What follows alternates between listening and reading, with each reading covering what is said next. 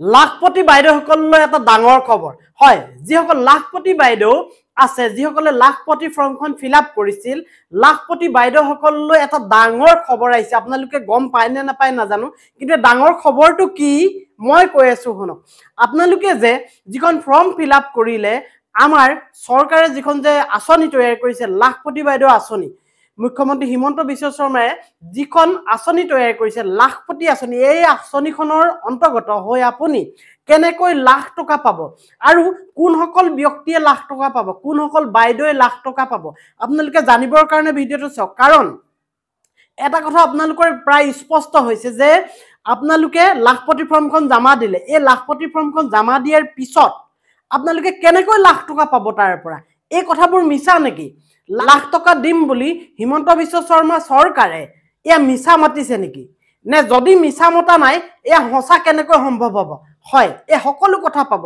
কাৰণ এই ফৰ্মখন যেতিয়া আপোনালোকে ফিলআপ কৰিছিল বহুত সাৱধানে কৰিছিল হয় না বাৰু আপোনালোকে গম পায় সাৱধানে কৰিছিল কাৰণ অকণমান যদি দাগ এটাও তাত পৰি যায়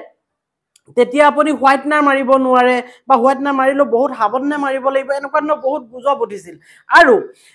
তৎসত্ত্বেও আপোনালোকে বহুত বাৰ ট্ৰাই কৰি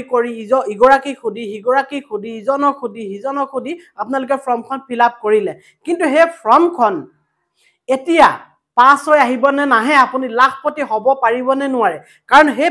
ফৰ্মখন পাছ কৰিলে সেই ফৰ্মখন মানে শুদ্ধ হৈছে বুলি গম পালে আপুনি লাখপতি হোৱাটো নিশ্চিত কিন্তু নিশ্চিত কেনেকৈ হ'ব আপোনালোকেতো এতিয়া গম পালে যে লাখপতি হবৰ কাৰণে প্ৰথমতে আপোনালোকৰ একাউণ্টত 10,000 টকাকৈ সোমোৱাই দিব হয়নে কোনোবা এখন মিটিঙত আপোনালোকে গৈছে গৈ মুখ্যমন্ত্ৰী হিমন্ত বিশ্ব শৰ্মা ডাঙৰীয়াই কোৱা কথাখিনি শুনিছে আৰু তাত আপোনালোকে খুব ভালকৈ গম পাইছে যে 10,000 টকাকৈ আপোনালোকৰ একাউণ্টত সোমোৱাই দিব যিসকল মহিলাৰ এই ফৰ্মখন শুদ্ধ হৈছে তেনেহলে আপুনি লাখপতি কেনেকৈ হ'ব 10,000 টকাহে সোমোৱাই দিব কিন্তু ইয়াতে আছে এই ট্ৰিক্সটো আপোনালোকে শুনিব এতিয়া মই কম প্ৰথমতে 1000 টকা সোমোৱাব আপুনি 1000পতি হ'ব তাৰ পৰা 1000ৰ পিছত আপোনাক লাখ টকা সোমোৱাই দিব আপুনি লাখপতি হ'ব কিন্তু এই কথাবোৰ কিমান হসা কিমান মিছা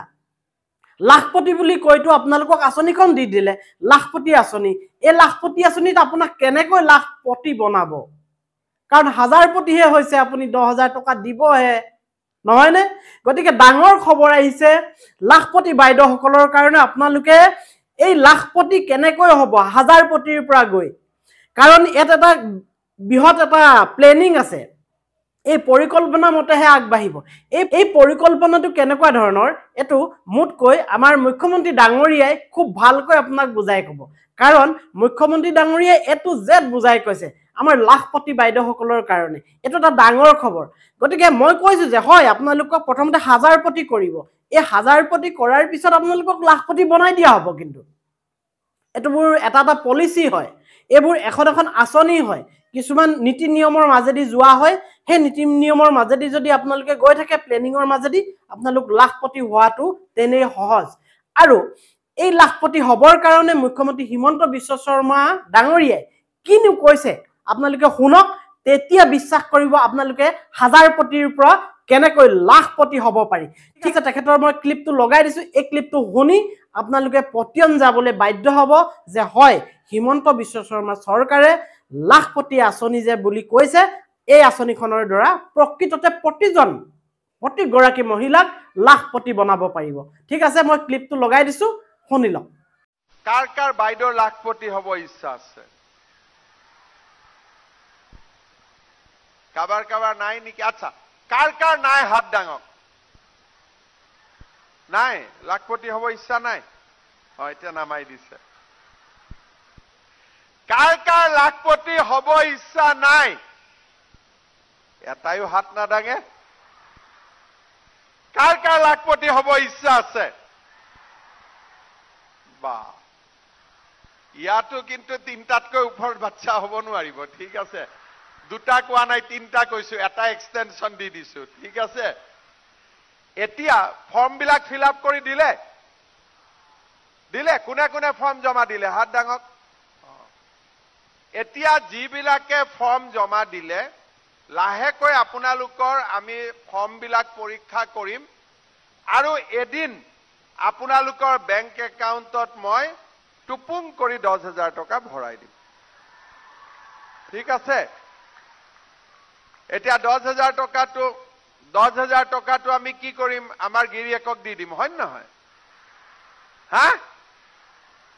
কোনে কোনে গিৰিয়েকক দিব হাত ডাঙক আৰ কোনে কোনে নিদিয়ে হাত ডাঙক এটা গিৰিয়েক বিলাকে যদি বিজেপিক ভোট নিদিয়ে গিৰিয়েকৰ মতে ঘৰত ভোট হ'ব নে ঘৈণীয়েকৰ মতে কাৰ মতে হ'ব ভোট পাৰিবতো নহলে গিৰিয়েক বিলাকে মোক দিব ধৰি ঠিকছে যি নহওক সিহঁতকো মই ঠিক ঠাক কৰি ৰাখিছো বাৰু ঠিক আছে এতিয়া মা অলপ ৰগ নাপায় মিটিঙৰ পিছত কবি এনেকে কৰিব নাপায় মামা মিটিঙৰ পিছত কচোন ভাল মানুহৰ দৰে ভিতৰত লৈ এতিয়া আপোনালোকে 10,000 টকাটো লাখপতি হ'ব নোৱাৰে যিসকলে 10,000 টকাটো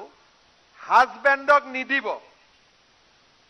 আৰু হাজবেণ্ডৰ পৰাও পাৰিলে অকণমান লৈ পেলাই আপোনালোকে 10,000 টকাটো লৈ সৰু খুৰা এটা ব্যৱসায় আৰম্ভ কৰিব লাগিব ঠিক আছে যিসকলে ব্যৱসায় আৰম্ভ কৰিব তেওঁলোকক আকৌ এবাৰ মই 25,000 টকা দি দিম এটা বিশ্বাস নহয় কাৰণে 25,000 টকাটো জোৰে কৰি হাত নামাৰে কটোৱে নামাৰে হয়নে আৰে মই দিম বুলি কৈছো এটা দিম এটা হাত চাপৰি মাৰি দিয়ক জোৰ কৰি ঠিক আছে ইয়াৰে কিন্তু 12,500 টকা বেংকক ঘূৰাই দিব লাগিব আৰু 12,500 টকা আপোনালোকে ফ্ৰী পাব ঠিক আছে 10 আৰু 25 কিমান হল 35,000 35,000 টকাৰ ভাল কৰি ব্যৱসায় কৰিলে 2 বছৰ 3 বছৰত আমি লাখপতি হ'ব পাৰিম